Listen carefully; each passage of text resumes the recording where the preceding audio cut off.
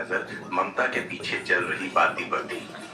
बाती पहले तो नीले रंग की दिखाई दे रही थी, लेकिन 2 पल के बाद ही धीरे धीरे बाती ने अपना रंग बदलते हुए लाल रंग पकड़ा और फिर बाती गुलाबी रंग की हो गई। मतलब साफ था कि फिलहाल के लिए कोई खतरा नहीं था।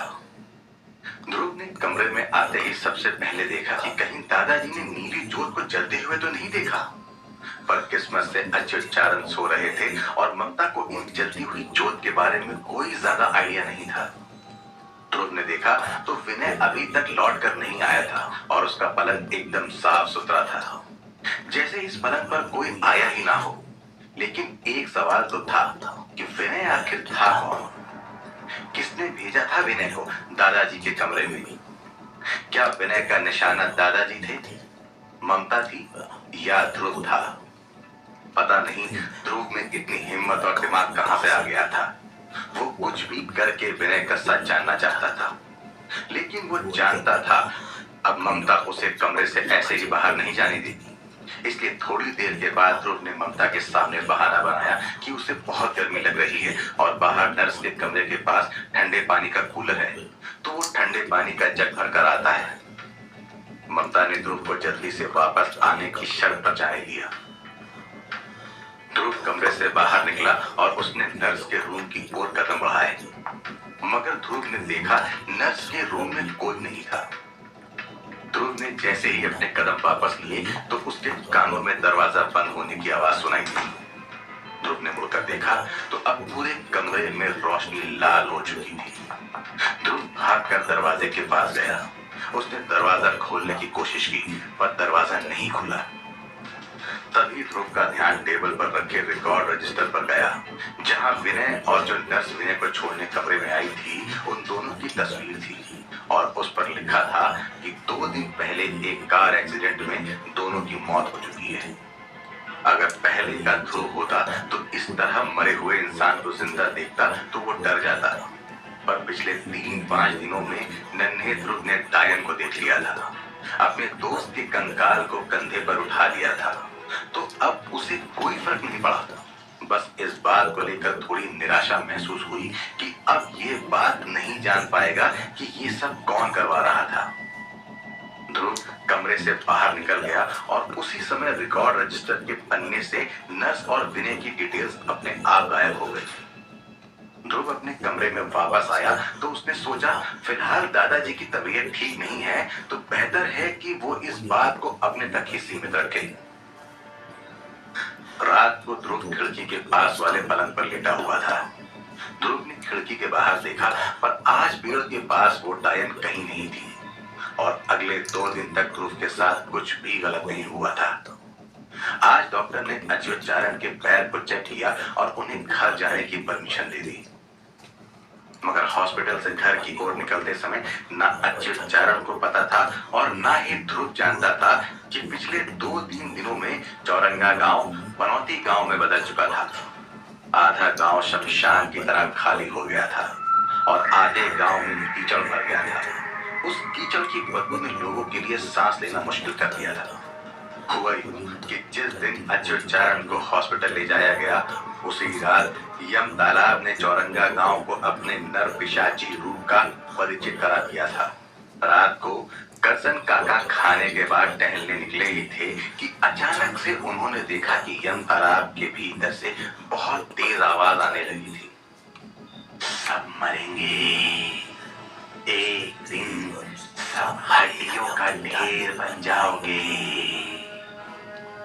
नजारा देखना चाहते हो तो ये लो।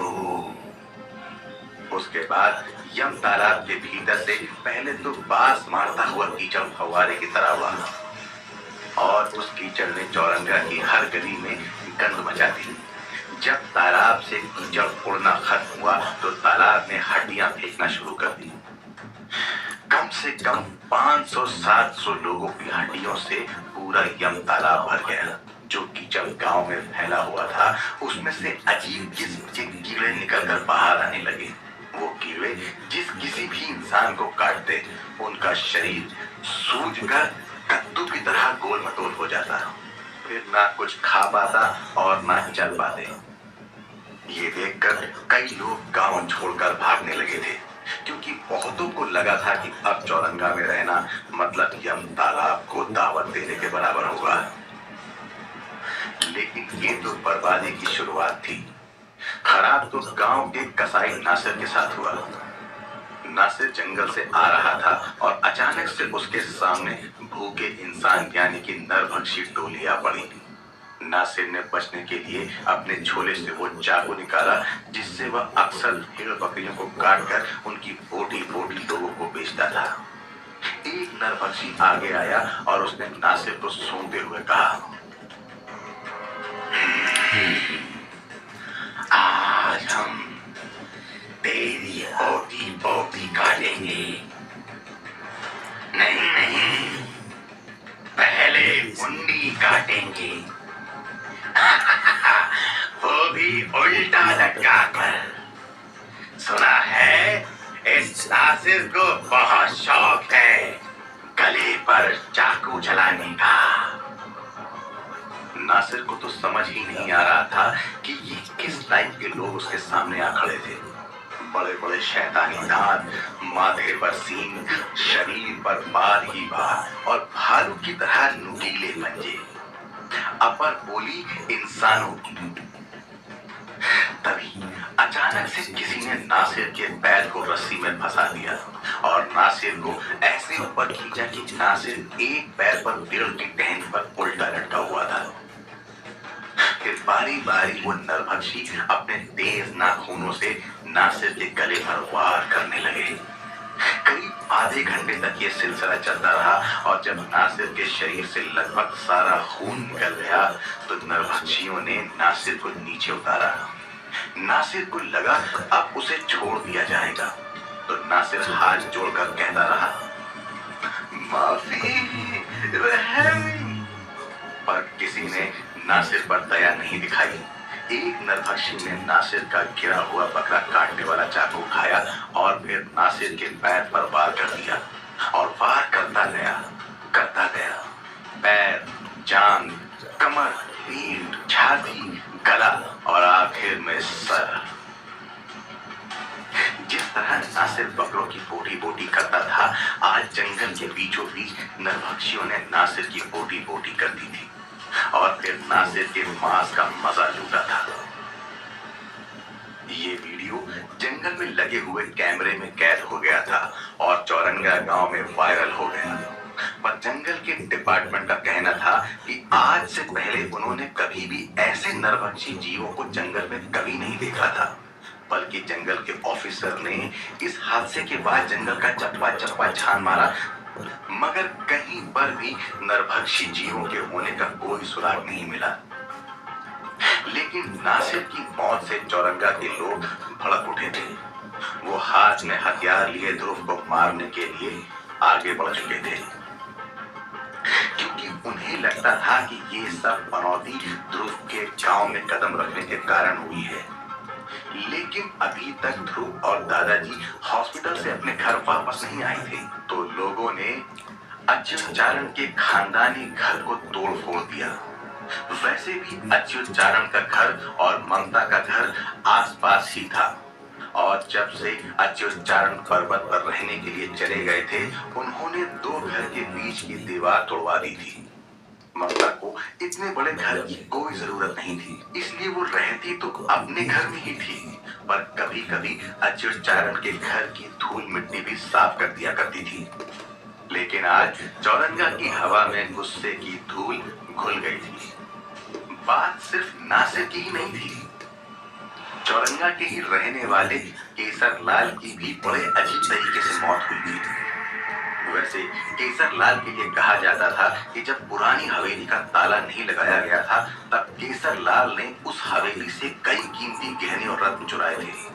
इतना ही नहीं, हवेली को लूटने के बाद आते जाते हुए हर रोज केसरलाल हवेली की दीवार पर थूकता और जब हवेली पर ताला लग गया तो वो हवेली में गए टायर पर हंसता हुआ कहता,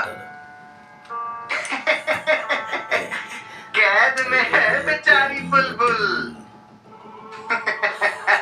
आजा आजा और मुझ में समा जा। कभी कभी केसरलाल अपनी मूंछों पर गुमान करते हुए कहता था, मर्द हूं मैं और तू एक कमजोर स्त्री। ऐसी घटिया सोच रखने वाला केसरलाल बीती रात को नशे में झूमता हुआ फिर से हवेली के दरवाजे के पास पहुंचा और जैसे ही थूकने गया कि हवेली की बेलों ने केसरलाल के हाथ पैर को सर से कस के पकड़ लिया और उसे ऐसा खींचा कि केसरलाल के हाथ पैर और मुंडी सब अलग अलग हो गए। फिर केसरलाल के बिखरे हुए शरीर को बेलों ने हवेली के दरवाजे पर लटका दिया और हवेली की दीवार पर लिख दिया, सब मरोगे,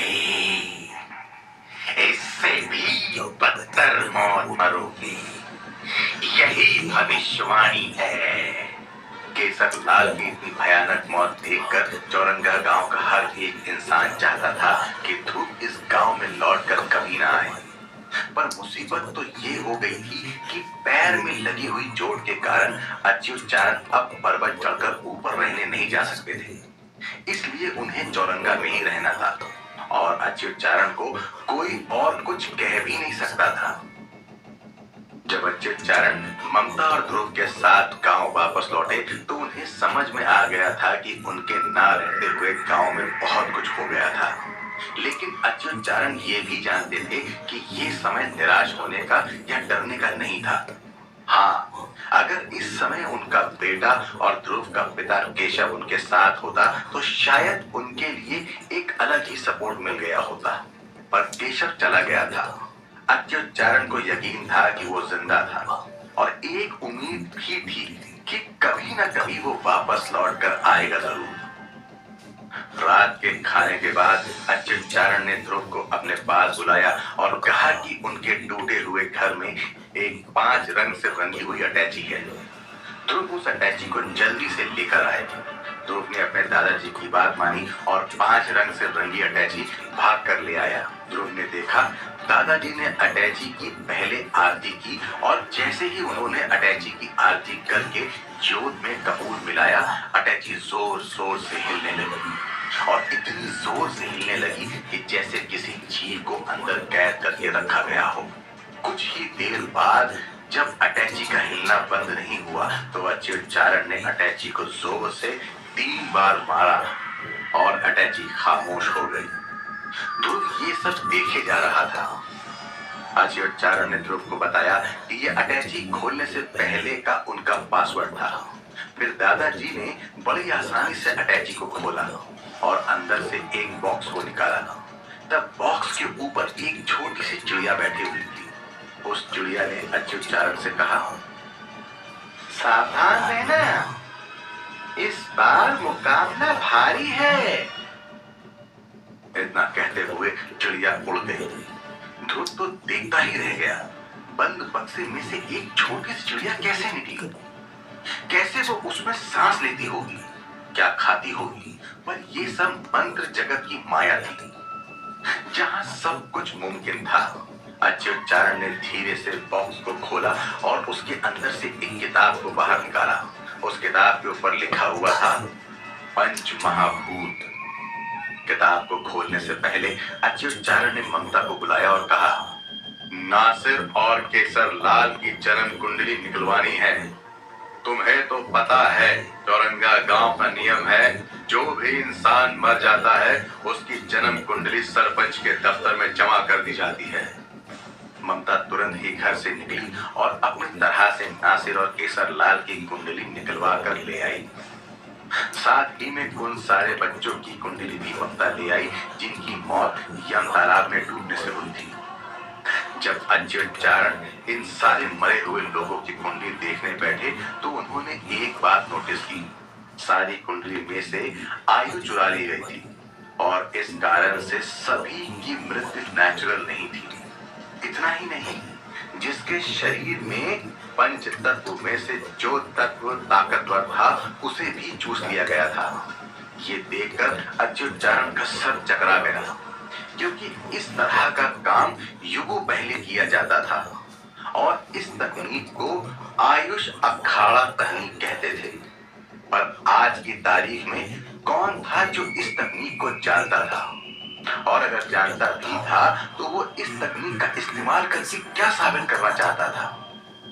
अच्युतचारण एक बात तो अच्छे से समझ गए थे कि जो बात दिख रही थी बात उतनी आसान थी नहीं, और अगर डायन ये सारे हथकंडे ध्रुव को मारने के लिए ही अपना रही थी तो अवश्य ही ध्रुव को लेकर ऐसा कोई राज था जिसके बारे में अच्युतचारण को पता नहीं था। अब देखना यही है कि आखिर में ध्रुव और डायन के बीच में वो क्या राज है। जानने के लिए सुनते रहिए पॉकेट एफएम पर।